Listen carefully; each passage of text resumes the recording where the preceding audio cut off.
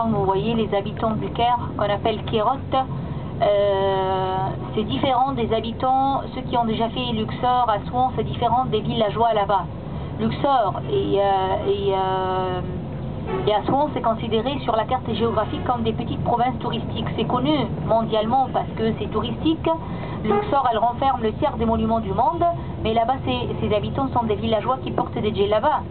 Assouan aussi la même chose, elle se trouve à 900 km au sud du Caire, connue avec ses monuments gréco-romains, mais c'est considéré comme une petite ville, une petite province touristique, et les habitants là-bas portent les djellabas.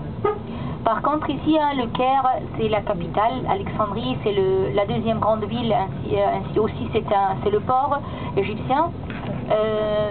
C'est les grandes villes, les habitants portent des vêtements presque européens. Quand vous les voyez en jean, vous les voyez en t-shirt, en chemise, c'est presque européen. Donc là, on remarque que l'écart est très grand entre la vie à la campagne et la vie dans les grandes villes, comme le Caire et Alexandrie, de point de vue mœurs, coutumes, traditions, de point de vue intellectuel, même de point de vue vêtements.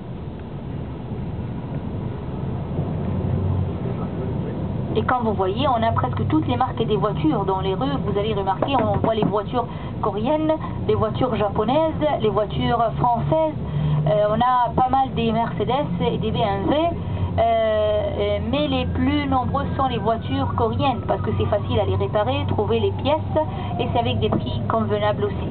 Mais en fait, on n'a pas une industrie d'automobile en Égypte. Ce sont des voitures importées complètement, ou bien on importe simplement les pièces et on les monte dans des grandes usines de montage. La superficie totale de l'Égypte, comme vous savez, c'est presque 1 million de kilomètres carrés. Nous, on habite presque 35% de cette superficie, c'est la vallée du Nil et le delta. Le delta, c'est la terre qui se trouve entre les deux branches du Nil, Rosette et Damiette. Et là, c'est le sol le plus fertile en Égypte où vous trouvez la plupart des agricultures.